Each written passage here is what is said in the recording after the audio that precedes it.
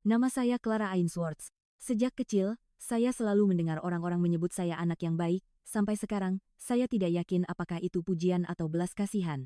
Saya lahir di sebuah kota kecil di pinggiran Manchester, Inggris. Keluarga saya tidak kaya. Ayah saya bekerja siang dan malam di sebuah pabrik, sementara ibu saya selalu menderita karena radang sendi kronis. Sejak usia dini, tidak apa-apa jika tidak punya menjadi semboyan saya. Sejujurnya, cara itu lebih mudah. Lebih menyakitkan bagi saya melihat wajah orang tua saya muram setiap kali saya menginginkan sesuatu. Rumah kami berada di lantai 2 sebuah kompleks apartemen tua. Saat musim dingin, angin dingin akan menyusup melalui celah jendela, tetapi pemandangan taman kecil di luar jendela sangatlah indah. Ibu sering mengelus kepala saya dan berkata, "Kamu anak yang istimewa, Clara." Setiap kali mendengar itu, hati saya terasa hangat. Ayah saya tidak banyak bicara, tetapi senyum tipis yang kadang ia tunjukkan saat melihat rapor saya dengan matanya yang lelah, menjadi pendorong bagi saya untuk belajar lebih giat. Saat teman-teman SMA saya menghabiskan waktu mengobrol di kafe, saya lebih banyak berada di perpustakaan. Di dalam buku-buku, saya membayangkan gemerlap kota Jakarta, dan saya sangat ingin pergi ke tempat di mana seni dan sejarah hidup berdampingan. Itulah sebabnya setiap malam sebelum tidur, saya membaca brosur penerimaan dari universitas-universitas ternama sambil memupuk impian. Selamat, Clara. Kamu diterima di Universitas Indonesia. Seluruh kelas bertepuk tangan mendengar ucapan guru wali kelas saya. Namun, hati saya terasa berat. Bahkan di saat seharusnya saya bergembira menerima surat pemberitahuan, kepala saya dipenuhi dengan perhitungan biaya kuliah dan biaya hidup. Dalam perjalanan pulang dengan bus, saya menahan air mata sambil menatap keluar jendela. Malam itu, wajah kedua orang tua saya menunjukkan ekspresi campur aduk antara bangga dan khawatir saat mendengar kabar kelulusan saya. Dengan memberanikan diri, saya berkata, saya akan melepaskan kesempatan ini. Saya akan mengambil beasiswa di universitas lokal saja. Keheningan yang berat menyelimuti ruangan. Malam itu, saya membenamkan wajah ke bantal dan menangis tanpa suara. Rasanya bahkan untuk bermimpi pun adalah sebuah kemewahan. Keesokan paginya, ayah mengeluarkan sebuah amplop kecil dari laci tua. Di dalamnya ada uang yang telah ia tabung sedikit demi sedikit sejak lama. Ini disiapkan untuk masa depanmu, kata ayah dengan suara bergetar. Lalu ibu menambahkan, ibu sangat ingin melihat putri kami belajar di Jakarta. Saya tidak bisa menahan air mata. Saya sadar betapa besar pengorbanan mereka. Kenyataan bahwa mereka telah menabung satu-satunya uang simpanan dalam hidup mereka untuk saya membuat hati saya hancur.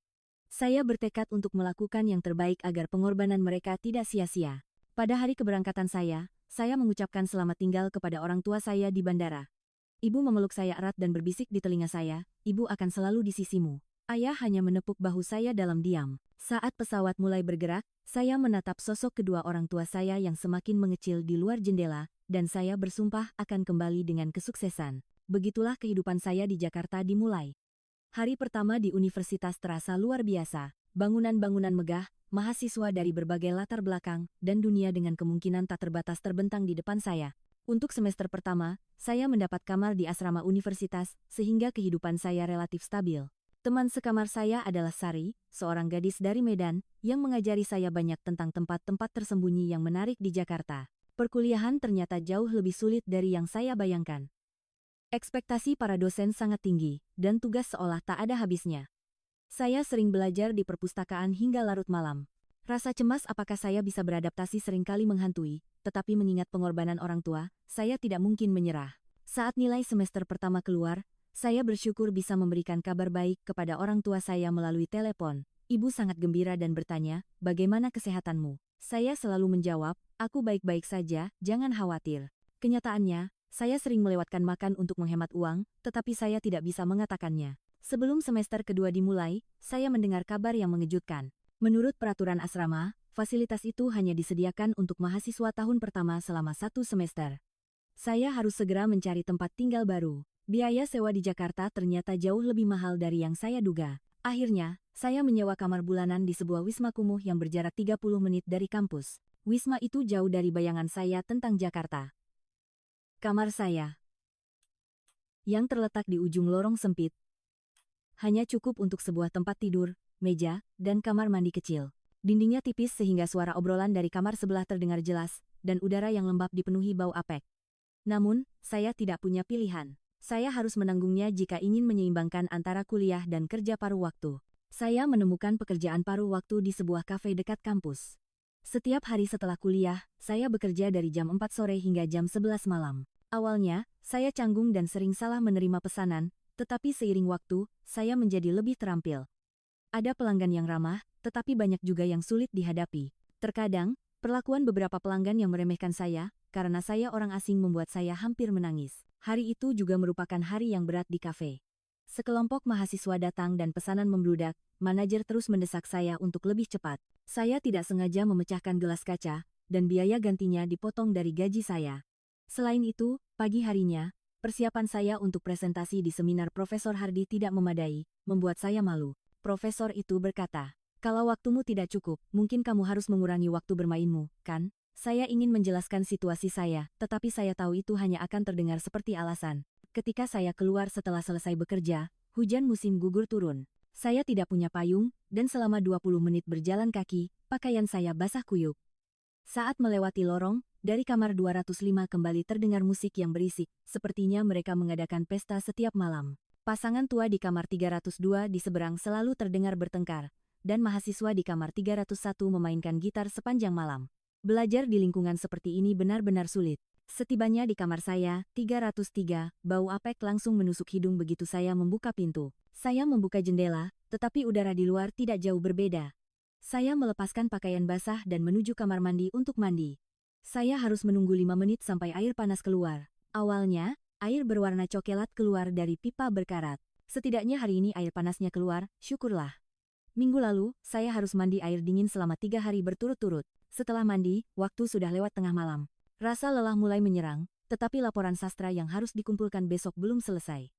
Saya mengeringkan rambut seadanya dengan handuk, dan hanya dengan mengenakan jubah mandi, saya duduk di meja. Untuk melawan rasa kantuk, saya minum secangkir kopi lagi. Itu adalah cangkir kelima saya hari ini. Dengan hanya menyalakan lampu kecil di meja, saya membuka laptop. Saya mencoba untuk fokus, tetapi kelopak mata saya terus saja menutup. Akhirnya, saya pindah ke tempat tidur, memasang earphone, dan memutar musik.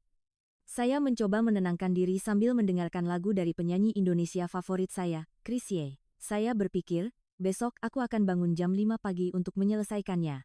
Saya merasa jika saya memejamkan mata sebentar, konsentrasi saya akan membaik. Namun, tempat tidur itu sangat tidak nyaman. Pegas kasur menusuk punggung saya dan terasa tipis. Meski begitu, saya membiarkan diri saya terbawa irama musik, mencoba melupakan kenyataan sejenak. Berbaring di tempat tidur, saya rindu mendengar suara orang tua saya. Saya berjanji menelepon setidaknya sekali seminggu, tetapi minggu ini saya belum melakukannya. Tapi sekarang sudah terlalu larut, saya memutuskan untuk menelepon besok pagi. Bagaimana kesehatan ibu? Apakah ayah masih bekerja shift malam? Kekhawatiran itu membuat mata saya panas. Saya datang ke sini untuk mengejar mimpi, tetapi terkadang semua ini terasa terlalu berat. Sambil berbaring mendengarkan musik, tanpa sadar mata saya terpejam. Niat untuk memejamkan mata hanya beberapa detik berubah menjadi 10 menit dan selama itu musik terus mengalun. Melodi yang mengalir dari earphone perlahan menjauhkan kesadaran saya. Rasanya seperti melayang di antara kantuk dan musik. Namun, anehnya, di sela-sela musik, saya seperti mendengar suara dentuman tumpul. Saya pikir itu hanya mimpi. Awalnya saya kira itu adalah suara bass dari lagu. Tetapi, saya merasa suara itu menjadi semakin teratur dan keras. Duk, duk, duk. Pikiran itu muncul. Dalam keadaan setengah sadar, saya melepas salah satu earphone. Saat itu, saya mendengarnya dengan jelas. Seseorang sedang menggedor pintu kamar saya dengan keras. Jantung saya tiba-tiba berdebar kencang. Saya melihat jam, pukul 01.30 pagi. Siapa yang akan mencari saya jam segini? Saya pikir mungkin tamu mabuk dari kamar sebelah salah kamar. Hal seperti itu kadang terjadi di Wisma. Permisi, sepertinya Anda salah kamar. Teriak saya, tetapi suara gedoran tidak berhenti. Justru semakin keras. Duk, G, duk, G. Pintunya sampai bergetar. Saya takut. Saya sendirian di kamar, hanya mengenakan jubah mandi. Saya bangkit dari tempat tidur dan merapat ke dinding. Saya mencari ponsel saya, tetapi ada di atas meja. Untuk menuju ke sana, saya harus meninggalkan tempat tidur. Karena ketakutan, tubuh saya kaku. Siapa di sana? Teriak saya lagi, tetapi tidak ada jawaban. Hanya suara pintu yang digedor semakin keras. Saat saya bangkit dari tempat tidur dan hendak melangkah menuju pintu, tiba-tiba dengan suara yang mengerikan, pintu itu mulai bergetar hebat. Seolah-olah seseorang sedang menabrakkan tubuhnya ke pintu. Saat saya hendak berteriak karena sangat ketakutan, pintu itu akhirnya hancur dan seorang pria masuk ke dalam kamar. Yang mengejutkan, dia adalah seorang pria Indonesia. Wajahnya asing, tetapi tatapannya mendesak. Napasnya terengah-engah dan keringat mengalir di dahinya. Dia segera menatap saya dan mencoba mengatakan sesuatu. Saya membeku di tempat, diliputi ketakutan. Ketakutan akan seorang pria asing yang masuk secara paksa ke kamar saya di tengah malam. Dan keputusasaan karena tidak ada jalan keluar dari situasi ini. Tubuh saya gemetar, dan suara saya tidak keluar. Waktu seolah berhenti. Dan di saat berikutnya, hanya satu kata yang keluar dari mulutnya. Api. Saat kata itu menusuk telinga saya, segalanya terasa seperti dalam gerakan lambat. Dari wajah pria Indonesia asing yang masuk ke kamar, saya bisa merasakan ketakutan dan keterdesakan. Awalnya, saya tidak mengerti apa-apa. Saya terlalu terkejut hingga tubuh saya membeku. Tetapi pada saat itu, asap yang mengepul dari lorong masuk ke pandangan saya. Ketakutan yang tadi menguasai saya seketika berubah menjadi bentuk ketakutan yang lain. Kenyataan bahwa telah terjadi kebakaran perlahan-lahan menguasai kesadaran saya. Saat saya menghirup napas, bau asap yang menyengat masuk ke paru-paru saya. Batuk mulai menyerang, dan air mata mengalir dengan sendirinya. Pria itu mendekati saya dan meraih lengan saya. Tangannya kokoh, tetapi tidak dengan kekuatan yang menyakitkan. Kita harus keluar. Cepat, apinya menyebar. Katanya. Bahasa Inggrisnya terbata-bata, tetapi keterdesakannya sangat terasa. Kepala saya masih kacau. Saya ragu untuk keluar bersama pria asing hanya dengan jubah mandi. Tetapi asap sudah mulai memenuhi kamar. Tidak ada pilihan lain. Tidak ada waktu untuk berganti pakaian. Tanpa pikir panjang, dia menarik pergelangan tangan saya dan membawa saya keluar dari kamar. Begitu kami berada di lorong, saya menyadari betapa parahnya situasi. Asap tebal memenuhi langit-langit lorong, dan pandangan saya hanya terbatas beberapa meter ke depan. Terdengar teriakan dari suatu tempat. Penghuni lain juga berlarian keluar dari kamar mereka. Seketika, pikiran saya menjadi kosong. Saya tidak tahu harus kemana atau bagaimana. Saat itu, pria itu memegang bahu saya. Lewat sini. Kita harus ke pintu darurat.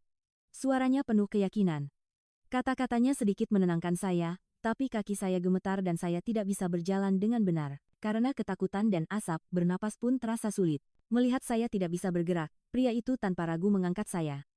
Terkejut, saya memegang bahunya. Saya khawatir ujung jubah mandi saya tersingkap, tetapi ini bukan saatnya memikirkan hal itu. Dia menggendong saya, dan mulai berlari menyusuri lorong. Dia menjaga tubuhnya tetap rendah untuk menghindari asap. Lorong sudah dipenuhi teriakan dan derap langkah orang-orang. Beberapa orang saling mendorong untuk maju, sementara yang lain hanya berdiri terpaku karena ketakutan. Di tengah kekacauan itu, pria itu dengan tenang mencari jalan. Berada dalam pelukannya, anehnya saya merasa aman. Api menyebar dengan cepat. Cahaya oranye terlihat dari ujung lorong. Hawa panas menerpa wajah saya, dan setiap kali saya bernapas, paru-paru saya terasa perih. Mata saya sakit karena asap, dan pandangan saya semakin kabur. Saya hampir kehilangan kesadaran. Saat itu, pria itu tiba-tiba mengubah arah. Pintu darurat terhalang. Kita harus cari jalan lain.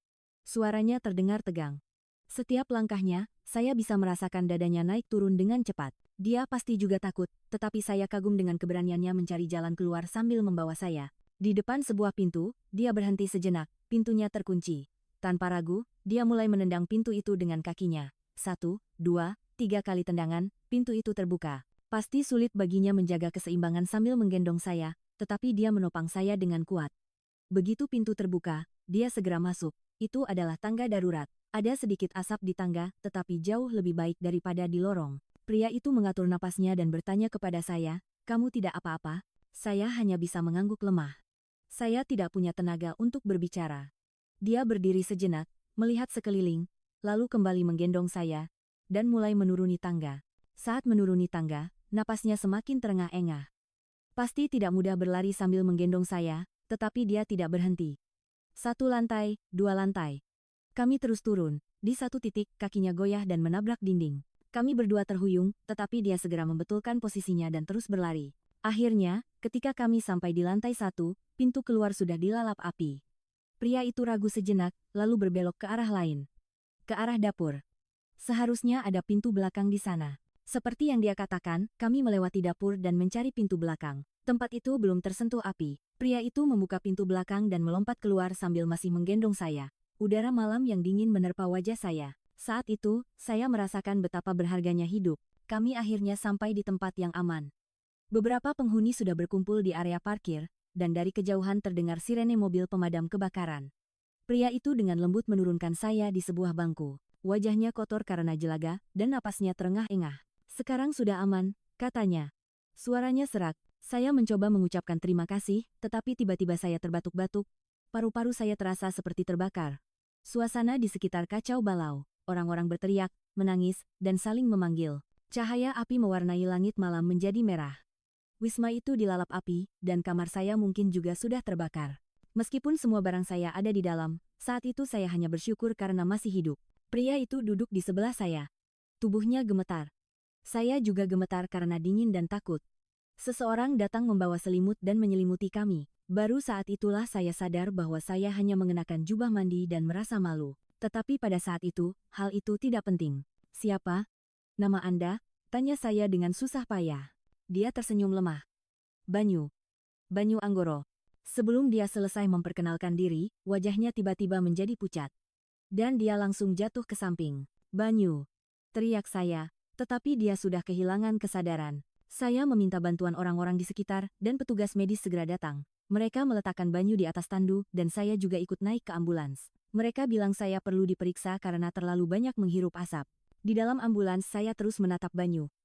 Wajahnya terlihat tenang dengan masker oksigen, tetapi dadanya naik turun tidak teratur. Petugas medis terus memeriksa kondisinya. Saya sangat berharap dia baik-baik saja. Jika bukan karena dia, saya pasti masih terperangkap dalam api itu. Setibanya di rumah sakit, staf medis membawa kami ke arah yang berbeda. Saya tidak ingin berpisah dari Banyu, tetapi saya harus menjalani pemeriksaan. Unit gawat darurat penuh sesak dengan orang. Sepertinya banyak yang terluka akibat kebakaran Wisma. Dokter memeriksa kondisi saya dan memberikan masker oksigen. Tenggorokan saya sakit dan saya batuk-batuk, tetapi untungnya tidak ada luka bakar yang serius. Anda menghirup banyak asap. Anda perlu dirawat inap semalam untuk observasi, kata dokter. Saya mengangguk. Yang lebih saya khawatirkan adalah kondisi Banyu. Saya bertanya kepada seorang perawat tentangnya, tetapi dia mengatakan tidak bisa memberikan informasi tentang pasien lain. Setelah dipindahkan ke ruang rawat, saya berbaring di tempat tidur dan menatap langit-langit, mengenakan gaun rumah sakit putih, dengan infus tertancap di lengan saya. Kejadian beberapa jam yang lalu terasa seperti mimpi.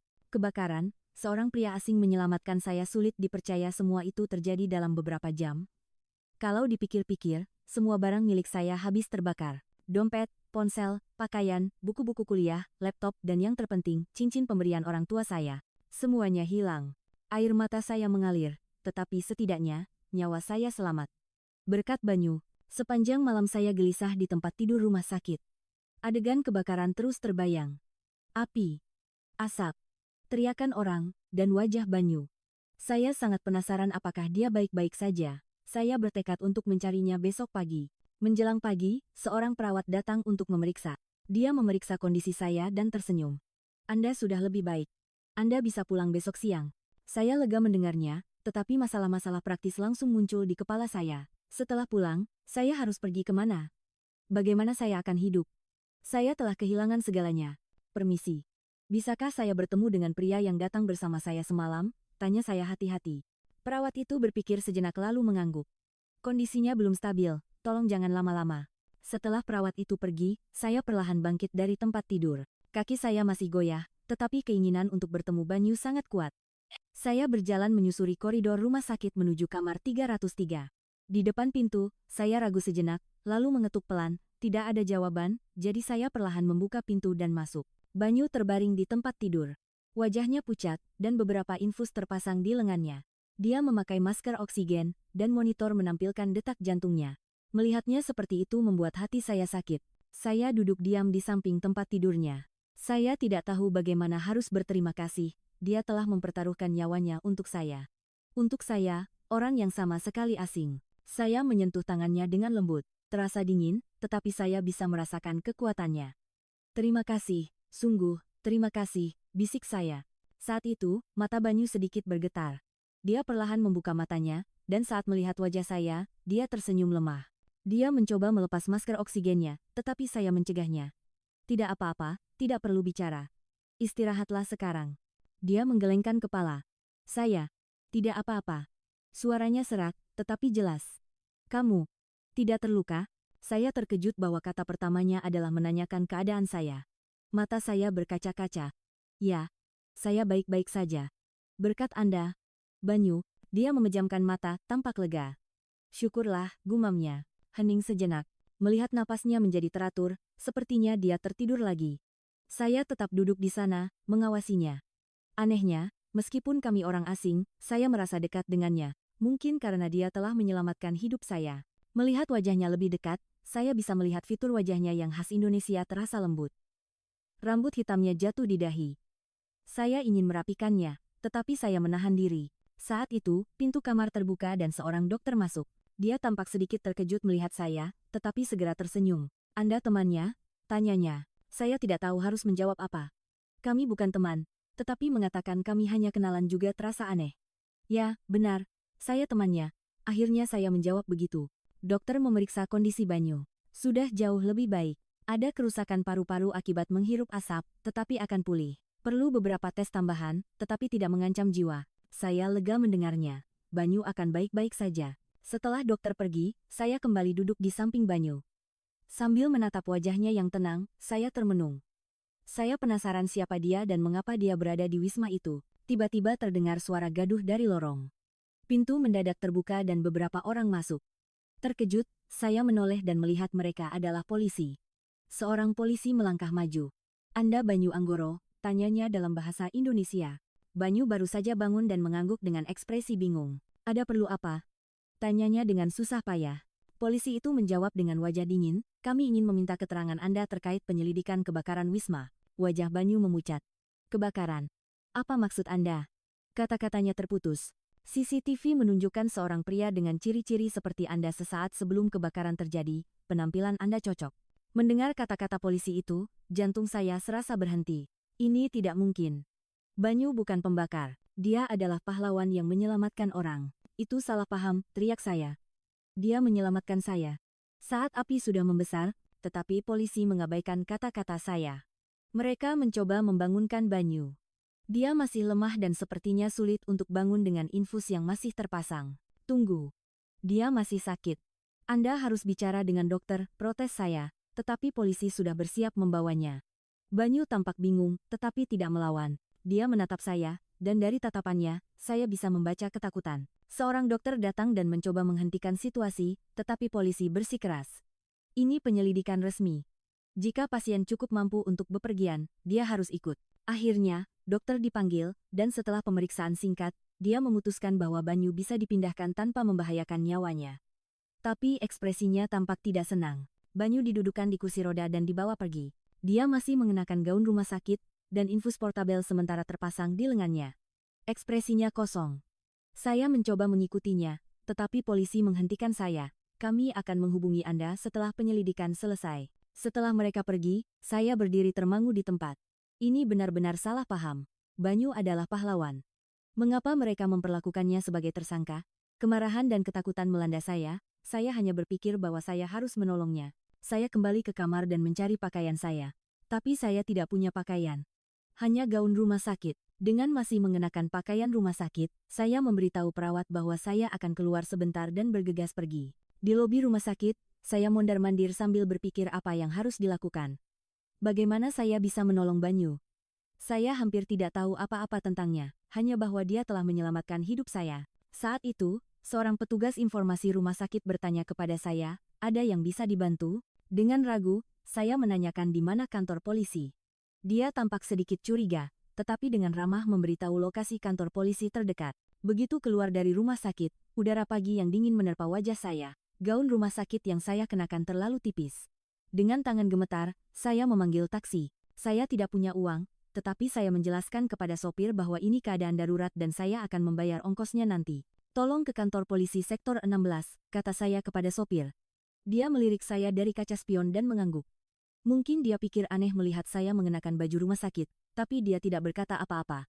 Saat taksi mulai berjalan, kenyataan tiba-tiba menghantam saya. Kebakaran semalam, penyelamatan oleh pria asing, pertemuan kembali di rumah sakit, dan sekarang saya sedang menuju kantor polisi untuk menolongnya. Semua ini terasa seperti mimpi. Di luar jendela, pemandangan kota Jakarta berlalu, dan orang-orang menjalani kehidupan normal mereka. Tapi, dunia saya benar-benar terbalik. Ketika taksi berhenti di depan kantor polisi, jantung saya berdebar kencang.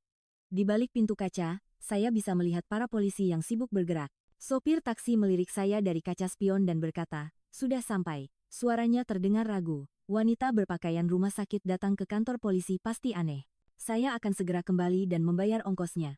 Tolong tunggu sebentar, pinta saya. Sopir itu mengangguk dengan enggan. Saat saya turun dari mobil, angin dingin menembus pakaian rumah sakit yang tipis. Tapi saya tidak punya waktu untuk memikirkannya. Saya berlari ke pintu masuk kantor polisi dan mencari meja resepsionis. Semua orang di lobi menatap saya, wajah pucat, pakaian rumah sakit, dan hanya mengenakan sandal. Penampilan saya jelas aneh. Tapi saya tidak punya waktu untuk peduli dengan tatapan itu. Saya mencari Banyu Anggoro. Dia baru saja dibawa ke sini, kata saya dengan cepat kepada polisi yang duduk di meja. Dia menatap saya dari atas ke bawah dan mengerutkan kening. Anda siapa? Tanyanya ketus. Saya Clara Ainsworth. Korban kebakaran Wisma. Banyu yang menolong saya. Suara saya bergetar, tetapi saya berusaha berbicara sejelas mungkin. Polisi itu dengan wajah datar mengangkat telepon dan berbicara singkat dengan seseorang. Lalu dia mengangguk ke arah saya. Dia ada di ruang interogasi nomor 3 di lantai 2, tapi Anda tidak bisa menemuinya sekarang karena sedang diinterogasi. Itu tidak mungkin. Dia bukan pelakunya, dia pahlawan. Suara saya menggema di lobi. Orang-orang di sekitar menatap dengan kaget. Dia menyelamatkan saya dari kobaran api. Bagaimana Anda bisa mencurigai orang seperti itu sebagai pelaku? Polisi di meja tampak bingung, tetapi seorang polisi lain segera mendekat. Dia tampak lebih tua dan pangkatnya lebih tinggi. Ada apa ini? Tanyanya kepada saya. Nama saya, Clara Ainsworth. Banyu Anggoro menyelamatkan saya dari kebakaran Wisma semalam. Tapi kalian memperlakukannya sebagai pelaku. Suara saya penuh kemarahan dan keputusasaan. Polisi yang lebih tua itu mengamati saya sejenak lalu perlahan mengangguk. Ikut saya, katanya. Saya mengikutinya menaiki tangga. Tubuh saya lemah dan kaki saya goyah, tapi demi Banyu, saya bisa menahannya. Kami melewati koridor lantai 2 dan tiba di depan sebuah ruangan dengan jendela kaca. Di balik jendela, saya bisa melihat Banyu. Dia duduk di depan meja, dan di seberangnya ada 2 orang polisi. Banyu tampak pucat dan lelah. Infusnya terpasang di tiang portabel. Melihatnya seperti itu membuat hati saya sakit. Atas tuduhan apa dia diinterogasi? Tanya saya kepada polisi itu. Dia ragu sejenak lalu menjawab, CCTV menunjukkan seorang pria berkeliaran di sekitar gedung sesaat sebelum kebakaran. Dan penyebab kebakaran diduga adalah puntung rokok. Penampilan Banyu cocok, jadi kami sedang menyelidikinya. Hanya itu? Hanya karena penampilannya mirip, suara saya meninggi. Apakah Anda bertanya siapa yang merokok? Dan dia masuk ke dalam api untuk menyelamatkan saya. Polisi itu tampak bingung tetapi berkata dengan suara tenang, kami hanya mengikuti bukti. Saksi lain juga bersaksi melihat seorang pria tak dikenal sebelum kebakaran. Tunjukkan rekaman CCTV itu pada saya, tuntut saya dengan tegas. Polisi itu berpikir sejenak lalu mengangguk. Dia membawa saya ke ruangan lain. Di sana ada beberapa komputer. Polisi itu membuka sebuah file dan menunjukkan rekamannya. Rekaman CCTV hitam putih menunjukkan seorang pria berjalan melewati depan Wisma. Dia memang terlihat seperti Banyu dari kejauhan. Dia pergi ke belakang Wisma, dan beberapa menit kemudian, asap mulai mengepul dari arah itu. Saat saya mengamati rekaman itu dengan saksama, saya menemukan satu hal yang aneh. Tunggu. Apa yang dipakai orang itu? Tanya saya sambil menunjuk ke layar. Polisi itu melihat ke layar. Sepertinya kaos dan celana pendek, jawabnya. Tapi Banyu semalam memakai celana panjang. Kata saya dengan bersemangat. Saat dia menyelamatkan saya, dia pasti memakai celana panjang. Saya ingat dengan jelas, mata polisi itu membelalak. Dia memutar ulang rekaman itu dan melihat lebih dekat. Memang benar, pria di CCTV itu memakai celana pendek. Berbeda dengan Banyu, apa ada rekaman lain? Tanya saya. Polisi itu membuka file lain. Kali ini adalah rekaman dari koridor di dalam Wisma. Waktunya beberapa menit setelah kebakaran dimulai. Dalam rekaman itu, di tengah koridor yang penuh asap, seseorang keluar sambil memapah orang lain. Dilihat lebih dekat, itu Banyu. Dia sedang membantu seorang pria tua menuju pintu darurat. Dan dia jelas memakai celana panjang. Lihat, ini Banyu. Dia sedang menolong orang, dan dia memakai celana panjang. Suara saya penuh kemenangan. Apakah seorang pembakar akan masih berada di sekitar pada waktu ini? Tidak mungkin. Polisi itu menghentikan rekaman dan mundur. Ekspresinya berubah. Ini perlu diverifikasi, katanya. Dia segera keluar dan berbicara dengan polisi lain. Saya berdiri di sana menunggu. Beberapa menit kemudian, saya melihat para polisi keluar dari ruang interogasi. Dan akhirnya, Banyu keluar. Wajahnya menunjukkan campuran kebingungan dan kelegaan. Begitu melihat Banyu, saya berlari ke arahnya. Kamu tidak apa-apa? Tanya saya. Dia tersenyum lemah. Ya. Apa yang baru saja terjadi? Tanyanya. Suaranya terdengar lelah. Aku memeriksa rekaman CCTV. Aku membuktikan kalau kamu bukan pelakunya, jelasku. Pria di rekaman itu memakai celana pendek. Tetapi kamu memakai celana panjang. Mata Banyu membelalak. Benarkah? Ada petunjuk seperti itu? Aku terus bilang aku tidak merokok, tapi tidak ada yang percaya. Saat itu, polisi yang lebih tua mendekat. Kami benar-benar minta maaf. Terjadi kesalahpahaman, katanya dengan ekspresi serius. Setelah memeriksa rekaman tambahan, Anda bukan lagi tersangka. Justru, sepertinya Anda telah menyelamatkan beberapa orang. Banyu hanya mengangguk. Dia terlihat sangat lelah. Polisi itu melanjutkan, namun, kami masih memerlukan keterangan resmi. Bisakah Anda datang lagi setelah kesehatan Anda pulih? Sekarang, Anda boleh kembali ke rumah sakit dan beristirahat. Ya, baik, jawab Banyu. Rasa lega terdengar dari suaranya. Saat saya memapa Banyu dan hendak keluar dari kantor polisi, saya melihat para wartawan sudah berkumpul di depan pintu masuk. Sepertinya seseorang telah membocorkan informasi. Kilatan kamera menyala, dan beberapa suara serentak melontarkan pertanyaan. Ceritakan situasi saat kebakaran. Kenapa Anda dibawa oleh polisi? Apakah Anda pria yang menyelamatkan seorang wanita dari api? Banyu tampak terkejut dan mundur. Dia masih mengenakan gaun rumah sakit dan kesehatannya belum pulih sepenuhnya. Melihatnya bingung diserbu pertanyaan membuat saya sedih. Tunggu sebentar, teriak saya. Para wartawan sedikit tenang. Dia masih dalam masa pemulihan. Dia tidak dalam kondisi untuk menjawab pertanyaan sekarang. Tetapi seorang wartawan maju dan bertanya, kenapa polisi menganggap Anda sebagai tersangka? Apakah karena prasangka rasial? Banyu tidak menjawab pertanyaan itu, tetapi saya tidak tahan lagi. Mereka mencurigainya hanya karena dia orang yang terlihat asing di sana. Suara saya bergetar. Tapi dia bukan pelaku, dia pahlawan. Dia menyelamatkan nyawa beberapa orang, termasuk saya. Air mata mengalir di pipi saya. Jika bukan karena dia, saya tidak akan hidup sekarang. Tapi mereka memperlakukannya seperti penjahat, ini jelas diskriminasi. Mendengar kata-kata saya, para wartawan semakin banyak mengambil foto. Banyu tampak bingung tetapi diam-diam menundukkan kepala. Matanya juga tampak berkaca-kaca. Saat itu, polisi yang lebih tua keluar dari kantor polisi dan menenangkan situasi. Saat ini kami sedang mengejar tersangka yang sebenarnya. Banyu Anggoro bukan lagi subjek investigasi. Detailnya akan kami umumkan secara resmi nanti. Sekarang, silakan semuanya bubar. Setelah para wartawan mundur, kami berhasil keluar dari kantor polisi. Sopir taksi yang menunggu di luar melihat kami dan melambaikan tangan. Dia masih menunggu saya.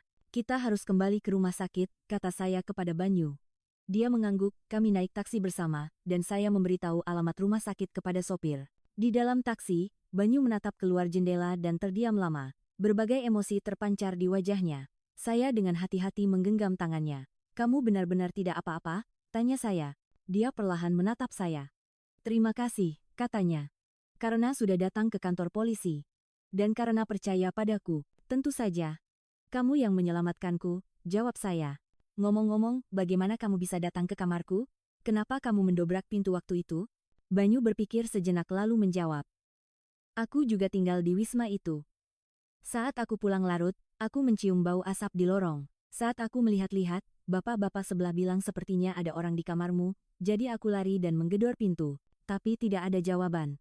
Jadi kamu mendobrak pintunya, saya menyimpulkan. Dia mengangguk. Tidak ada cara lain. Kurasa orang lain pun akan melakukan hal yang sama. Tidak. Tidak mungkin. Orang lain sibuk menyelamatkan diri mereka sendiri, kata saya tulus. Kamu seorang pahlawan, Banyu. Wajah Banyu memerah. Dia melambaikan tangan dan berkata, bukan pahlawan. Aku hanya melakukan apa yang bisa kulakukan saat itu. Ketika taksi tiba di rumah sakit, beberapa perawat sudah menunggu kami di depan pintu masuk. Sepertinya seseorang telah memberitahu mereka bahwa kami akan datang. Saat kami turun dari taksi, seorang perawat berlari dan memegang lengan Banyu. Dan sopir taksi itu berkata dia tidak akan menerima uang dari seorang pahlawan. Kami mengucapkan terima kasih dan turun. Kalian dari mana saja? Dokter sangat khawatir, katanya dengan nada marah, tetapi matanya menunjukkan kelegaan. Maaf.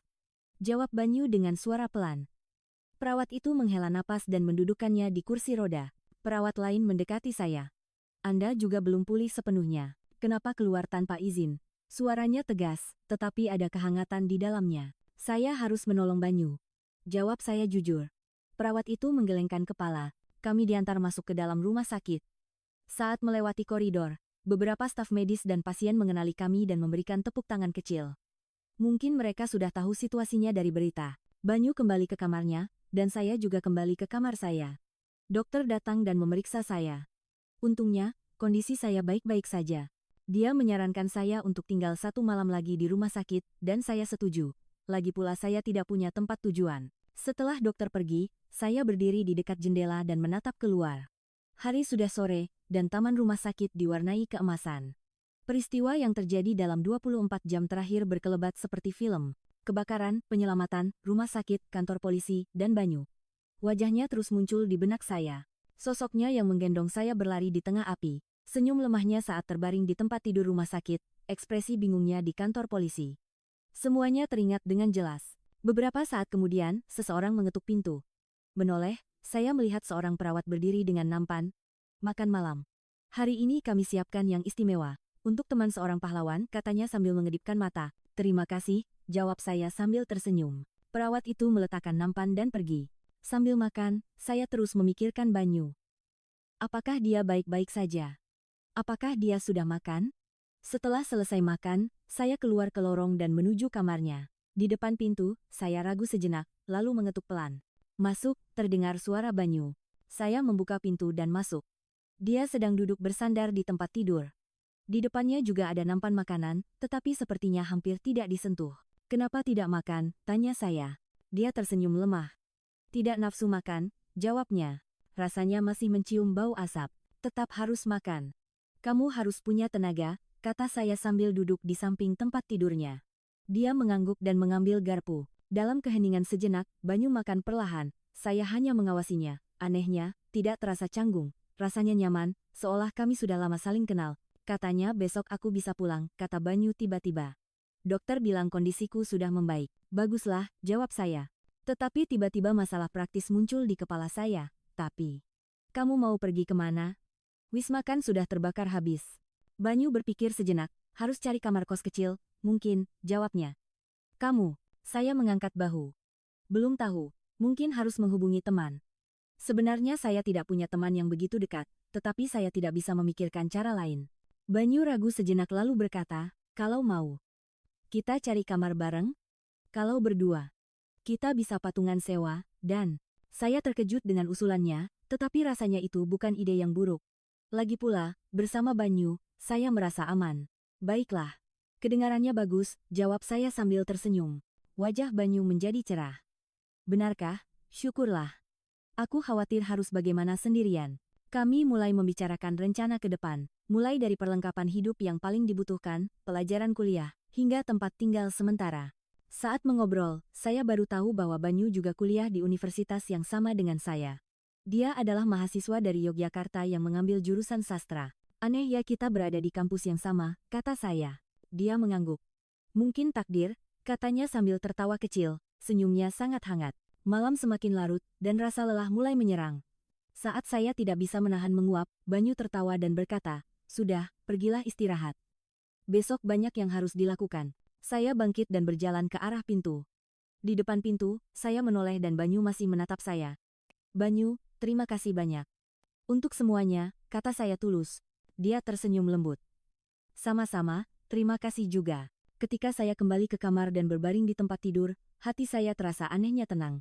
Meskipun saya telah kehilangan segalanya, ada perasaan antisipasi untuk sebuah awal yang baru. Di luar jendela, langit malam yang berbintang terlihat. Sebelum tidur, saya mengulang nama Banyu dalam hati. Banyu. Nama itu terasa baru di bibir saya. Seperti takdir. Pagi di rumah sakit terasa tenang. Saat saya terbangun oleh sinar matahari yang masuk melalui jendela, sejenak saya bingung di mana saya berada. Tapi kemudian semua ingatan kembali. Kebakaran, Banyu, kantor polisi, dan percakapan kami semalam. Saya bangkit dari tempat tidur, berjalan ke jendela, dan menatap keluar. Di taman rumah sakit, beberapa pasien sudah berjalan-jalan. Suara pintu terbuka membuat saya menoleh. Seorang perawat masuk. Dia memeriksa kondisi saya dan memberitahu bahwa saya bisa pulang hari ini. Banyu, tanya saya. Perawat itu tersenyum dan berkata dia juga dijadwalkan pulang hari ini. Saya lega mendengarnya. Setelah sarapan singkat, saya pergi ke kamar Banyu. Saat saya membuka pintu, dia sudah selesai berganti pakaian dan berdiri di dekat jendela. Pakaian sederhana yang disediakan rumah sakit, tetapi terlihat jauh lebih baik daripada gaun rumah sakit kemarin. Dia tersenyum cerah saat saya masuk. Pagi, sapanya. Suaranya terdengar jauh lebih bersemangat dari kemarin. Katanya kamu pulang hari ini. Kamu juga, kan? Saya mengangguk. Iya, baru saja diberitahu. Rencanamu mau kemana? Semalam kami sudah bicara tentang tempat tinggal, tetapi belum ada rencana konkret. Banyu sambil merapikan tasnya berkata, aku sudah menghubungi bagian kemahasiswaan internasional di kampus. Katanya ada asrama darurat untuk mahasiswa dari luar kota. Untuk sementara kita bisa tinggal di sana. Lalu dia ragu-ragu menambahkan, kalau mau. Ikut saja. Katanya kita bisa tinggal bersama untuk sementara. Benarkah? Kalau begitu, aku sangat berterima kasih, jawab saya. Wajah Banyu berseri-seri. Dari ekspresinya, saya bisa merasakan kelegaan. Mungkin dia juga takut sendirian. Saat mengurus administrasi kepulangan, dokter memberikan kami beberapa nasihat. Karena ada sedikit kerusakan pada paru-paru, kami harus menghindari olahraga berat dan jika ada gejala sisa dari menghirup asap, segera ke rumah sakit. Kami mengangguk mendengarkan penjelasannya. Saat keluar dari rumah sakit, angin sejuk menerpa wajah kami. Rasanya seperti bebas. Kami memanggil taksi dan menuju kampus UI. Di dalam mobil, kami diam-diam menatap keluar jendela. Kota Jakarta seperti biasa ramai, dan orang-orang menjalani kehidupan mereka. Seolah hanya dunia kami yang benar-benar terbalik. Kamu dari Jogja, kan? Saya memecah keheningan. Dia mengangguk. Iya. Dari Jogja, merantau untuk kuliah, jawabnya. Baru 3 bulan di Jakarta. Bahasa Inggrismu bagus sekali, puji saya. Bahasa Inggrisnya memang terbata-bata, tapi cukup untuk percakapan. Banyu tersenyum malu. Belajar sejak SMA. Aku tertarik dengan sastra Inggris. Sastrawan siapa? Tanya saya penasaran. Dia tersenyum dan menjawab, Albert Camus. The Stranger adalah novel favoritku. Saya terkejut. Buku itu adalah salah satu karya favorit saya juga. Aku juga suka Camus. Terutama The Plague. Mata Banyu berbinar, kami terus mengobrol tentang sastra sampai tiba di kampus. Saking asyiknya, sopir taksi harus memberitahu kami 2 kali bahwa kami sudah sampai. Saat kami masuk ke kantor kemahasiswaan, para staf mengenali Banyu dan menyambutnya dengan ramah. Mereka bilang melihat beritanya dan senang dia baik-baik saja. Masalah asrama darurat juga terselesaikan dengan lancar. 2 kamar di asrama mahasiswa dialokasikan untuk kami. Untungnya, kamar kami bersebelahan. Dalam perjalanan ke asrama, Banyu berkata, begitu kita beres-beres, kita harus pergi membeli barang-barang yang diperlukan, pakaian saja tidak punya. Kata-katanya membuat saya kembali ke kenyataan. Kami benar-benar tidak punya apa-apa. Dompet, ponsel, pakaian, perlengkapan kuliah semuanya terbakar. Bagaimana kita bisa membeli barang kalau tidak punya uang? Tanya saya cemas. Banyu berpikir sejenak lalu menjawab, kita akan cari jalan bersama. Kita sudah selamat dari maut. Apapun pasti bisa kita lakukan. Dia memberikan harapan, dan baru teringat, saya belum menghubungi orang tua saya. Betapa khawatirnya mereka. Kamar asrama itu kecil tapi bersih. Hanya ada tempat tidur, meja, dan lemari kecil. Tapi itu sudah cukup bagi kami saat ini. Dari jendela terlihat pepohonan kampus. Barang bawaan kami hanyalah 1 tas kecil dari rumah sakit. Begitu masuk kamar, tiba-tiba semuanya terasa berat. Apa yang harus saya lakukan sekarang? Banyu mengetuk pintu kamar saya. Kamu tidak apa-apa? Tanyanya cemas. Saya memaksakan senyum. Iya, tidak apa-apa. Hanya, semuanya tiba-tiba terasa nyata, jawab saya jujur. Banyu mengangguk mengerti. Kita akan selesaikan satu persatu. Pertama, hubungi orang tuamu. Dia menawarkan telepon yang dipinjamkan sementara dari kantor kemahasiswaan. Percakapan dengan orang tua saya sangat emosional. Ibu menangis begitu mendengar suara saya. Dia bilang melihat berita kebakaran dan sangat khawatir karena tidak bisa menghubungi saya. Setelah saya menjelaskan seluruh situasinya, ayah berkata, akan segera mengirimkan bantuan. Dia akan mengirim uang ke rekening bank dan jika perlu, akan datang ke Jakarta. Saya meyakinkan mereka bahwa saya baik-baik saja dan sudah ada yang menolong. Saya juga menceritakan sedikit tentang Banyu. Sampaikan terima kasih kami pada pemuda itu, kata ayah. Kami sangat bersyukur kamu selamat. Setelah telepon selesai, hati saya terasa jauh lebih ringan. Banyu juga berkata sudah menghubungi keluarganya di Jogja. Mereka juga lega. Kami memutuskan untuk beristirahat sejenak di kamar masing-masing. Terlalu banyak yang terjadi, dan tubuh kami belum sepenuhnya pulih. Sore harinya, Banyu datang lagi. Mau makan malam. Kantin kampus seharusnya masih buka, ajaknya. Saya lapar, jadi saya dengan senang hati setuju. Sambil berjalan di kampus, kami banyak mengobrol tentang jurusan kami, makanan favorit, hobi. Banyu adalah orang yang tenang dan perhatian. Semakin banyak kami berbicara, semakin saya sadar bahwa kami memiliki banyak kesamaan. Kami berdua suka buku dan suka menghabiskan waktu di kafe yang tenang. Dia juga bilang suka fotografi. Dia menyesalkan kameranya yang ikut terbakar. Saat makan malam di kantin, beberapa mahasiswa mengenali Banyu dan mendekat. Mereka bilang melihatnya di berita dan memujinya hebat. Banyu dengan malu-malu berkata, bukan apa-apa. Sikapnya yang rendah hati membuatnya semakin menarik. Mulai keesokan harinya, kami mulai membangun kembali kehidupan kami. Kami pergi ke bank untuk membuat kartu baru, membeli perlengkapan hidup dan pakaian yang diperlukan. Kami juga menjelaskan situasi kami ke pihak universitas dan mendapatkan kembali materi kuliah. Rasanya seperti memulai segalanya dari awal. Seminggu kemudian, hasil penyelidikan kasus kebakaran diumumkan. Polisi menghubungi kami dan meminta kami untuk hadir dalam konferensi pers. Saya pergi bersama Banyu ke kantor polisi. Kali ini, kami bisa pergi dengan perasaan yang lebih tenang. Hasil penyelidikan menunjukkan bahwa wisma itu penuh dengan struktur yang mudah terbakar dan direnovasi secara ilegal. Bangunan itu melanggar peraturan keselamatan kebakaran secara serius. Pelaku pembakaran ternyata adalah seorang mahasiswa asing dari Tiongkok. Dia mabuk, merokok, dan membuang puntung rokok tanpa mematikannya dengan benar, yang menyebabkan kebakaran, lalu dia melarikan diri. Tetapi beberapa hari kemudian, merasa bersalah, dia menyerahkan diri. Pihak kepolisian memberikan surat permintaan maaf resmi kepada Banyu. Mereka meminta maaf atas kesalahpahaman yang disebabkan oleh prasangka dan justru memuji keberaniannya.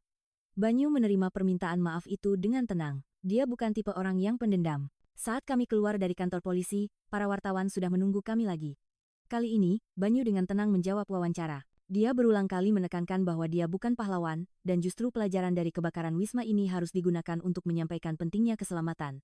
Saya terkesan dengan sikapnya yang dewasa. Di berita, Banyu mulai disebut sebagai pahlawan di tengah kobaran api. Ceritanya menyebar, dan berbagai pihak menghubunginya. Kedutaan besar Inggris bahkan mengundangnya dan memberikan piagam penghargaan. Banyu tampak terbebani dengan semua perhatian itu, tetapi dia tetap bersikap sopan. Seiring berjalannya waktu, kehidupan kami perlahan-lahan kembali stabil. Kami kembali mengikuti perkuliahan, mengerjakan tugas, dan mendapatkan teman baru. Tetapi ikatan khusus di antara kami berdua terus berlanjut.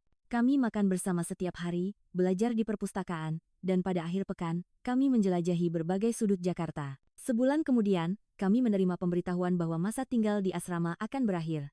Kami harus mencari tempat tinggal baru. Banyu mengusulkan, bagaimana kalau kita cari apartemen bersama, kalau tinggal berdua, kita bisa hemat biaya sewa dan saling membantu.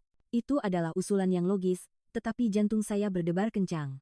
Tinggal bersama seorang pria asing memang aneh, tetapi Banyu bukan lagi orang asing. Dia adalah penyelamat hidup saya dan telah menjadi teman terdekat saya selama sebulan terakhir. Bersamanya, saya merasa nyaman dan aman. Baiklah, jawab saya. Senyum merekah di wajah Banyu. Kami menyewa sebuah apartemen kecil di dekat kampus. Apartemen itu memiliki 2 kamar, dengan dapur dan ruang tamu bersama. Pada hari pindahan, kami bersama-sama membeli perabotan baru dan mendekorasi rumah. Memulai dari nol memang sulit, tetapi sekaligus menyenangkan. Tinggal bersama, kami semakin mengenal satu sama lain. Banyu punya kebiasaan bangun pagi dan membaca buku dengan tenang, sementara saya adalah tipe yang belajar hingga larut malam. Dia pandai memasak, dan saya bertugas mencuci piring dan bersih-bersih. Sambil menyesuaikan diri dengan pola hidup masing-masing, kami perlahan-lahan merasa seperti sebuah keluarga kecil. Suatu malam, Banyu memasak makanan Indonesia untuk saya. Namanya nasi goreng spesial, dan rasanya sangat lezat. Setelah makan, kami keluar ke balkon dan menatap bintang. Langit malam Jakarta selalu indah. Kadang aku berpikir, kata Banyu pelan, malam itu. Seandainya aku pulang sedikit lebih telat, kata-katanya membuat hati saya sakit. Saya juga sering teringat hari itu.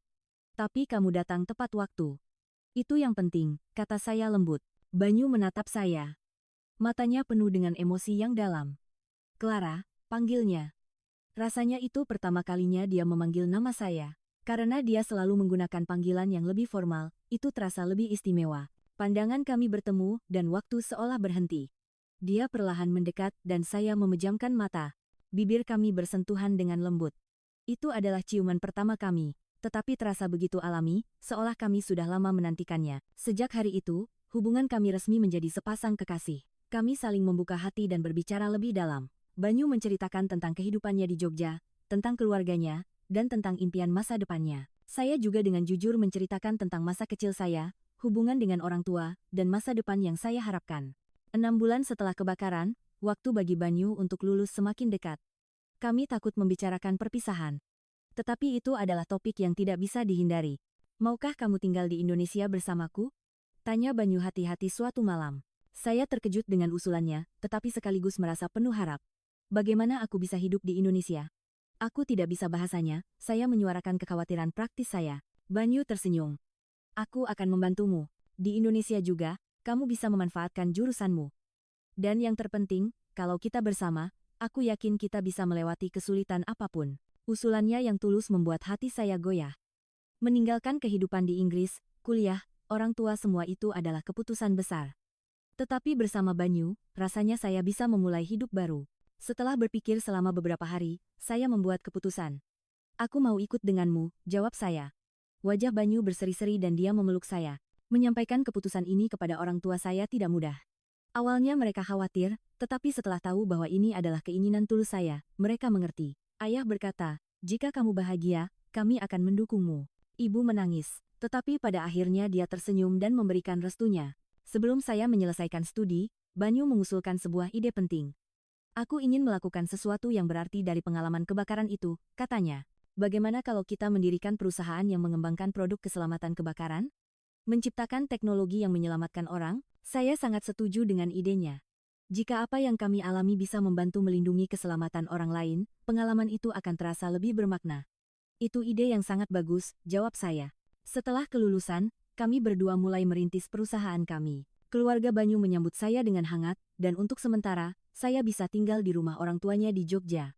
Semuanya berjalan cepat, tetapi anehnya saya tidak merasa takut. Bersama Banyu, rasanya tantangan apapun bisa diatasi. Hari pertama saya tiba di Indonesia, keluarga Banyu sudah menunggu kami di bandara. Orang tuanya menyambut saya dengan hangat dan memanggil saya putri kami. Meskipun bahasanya berbeda, saya bisa merasakan cinta dan sambutan mereka dengan jelas. Dengan bantuan Banyu, saya mulai belajar bahasa Indonesia dan perlahan-lahan beradaptasi. Dia mulai mempersiapkan perusahaan, dan saya membantunya sambil bekerja sebagai penerjemah. Mimpi kami perlahan-lahan menjadi kenyataan. Pernikahan adalah langkah selanjutnya yang wajar.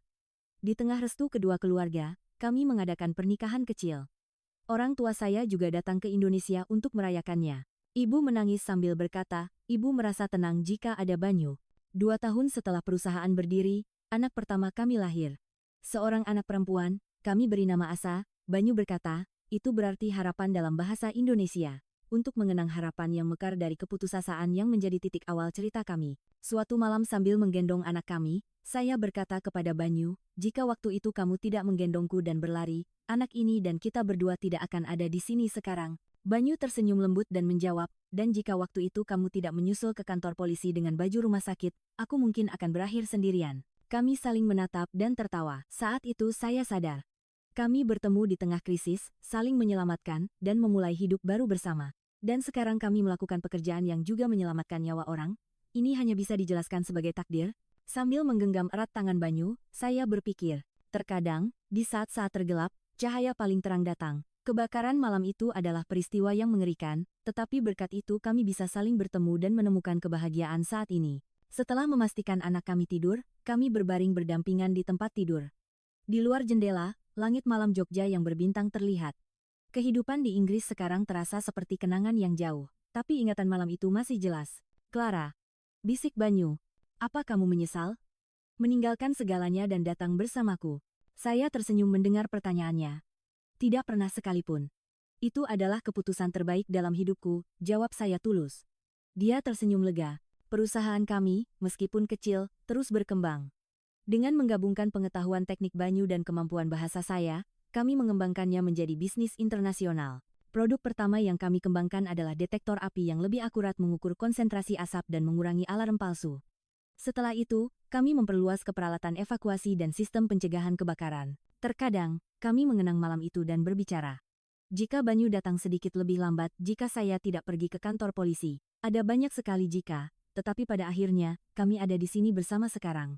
Hanya bisa dijelaskan sebagai takdir. Banyu menggenggam tangan saya dan berkata, belakangan ini aku berpikir. Bagaimana kalau kita mencoba menulis cerita kita menjadi sebuah buku? Mungkin bisa menjadi harapan bagi seseorang. Saya mengangguk setuju dengan usulannya. Jika pengalaman kami bisa memberikan keberanian kepada orang lain, itu adalah hal yang baik. Saat Asa berusia 3 tahun, kami mengunjungi Manchester lagi. Saya ingin menunjukkan kampung halaman saya kepada anak saya, dan juga ingin bertemu orang tua saya. Dan kami juga ingin pergi ke tempat di mana Wisma itu dulu berada. Di lokasi bekas Wisma, sekarang berdiri sebuah bangunan baru. Katanya, setelah kejadian itu, peraturan diperketat dan bangunan dibangun dengan struktur yang lebih aman. Sambil menatap tempat itu, saya menggenggam erat tangan Banyu. Kenangan hari itu kembali, tetapi sekarang tidak lagi menakutkan. Itu hanyalah titik awal dari cerita kami. Kami kembali ke Indonesia dan melanjutkan kehidupan kami. Asa tumbuh besar, dan sekarang mulai masuk taman kanak-kanak, dan bisnis kami terus berkembang. Suatu malam, Banyu mengusulkan, bagaimana kalau kita membuka cabang di Inggris? Di kampung halamanmu, kurasa kita bisa menyebarkan teknologi kita di sana. Saya senang dengan usulannya. Gagasan untuk bisa bekerja sambil tinggal di dua negara terasa menyenangkan. Dan saya juga ingin Asa merasakan kedua budaya tersebut. Waktu berlalu, dan kami dikaruniai anak kedua. Kali ini seorang anak laki-laki, kami beri nama Harapan. Asa dan Harapan. Nama-nama keluarga kami semua mengandung cerita kami. Melihat ke belakang, kebakaran malam itu adalah peristiwa yang mengerikan, tetapi sekaligus menjadi titik balik dalam hidup kami. Jika Banyu tidak mendobrak pintu dan masuk, jika saya tidak berlari ke kantor polisi, kami tidak akan berada di sini sekarang. Kami menemukan cahaya di dalam kegelapan dan menemukan kesempatan di tengah krisis. Banyu sering berkata, wujud asli seseorang akan terlihat di saat krisis. Kata-katanya sepertinya benar. Malam itu, kami melihat wujud asli satu sama lain, dan itu adalah ikatan pertama yang menyatukan kami. Sambil berbaring di tempat tidur dan menatap kamar tempat Asa dan Harapan tidur, saya berpikir, siapa yang tahu bahwa satu pertemuan kebetulan bisa mengarah pada kehidupan yang begitu indah. Cerita kami yang dimulai dari kobaran api kini telah berubah menjadi kehidupan yang penuh cinta dan harapan. Dalam pelukan Banyu, sambil memejamkan mata, saya berbisik, aku mencintaimu, pahlawanku. Dia dengan lembut mencium dahi saya, dan menjawab, aku juga mencintaimu, Claraku yang pemberani. Dan begitulah cerita kami berlanjut. Perjalanan kami yang dimulai dari kebakaran kini menyala sebagai api kehidupan. Dan api itu akan terus bersinar selamanya.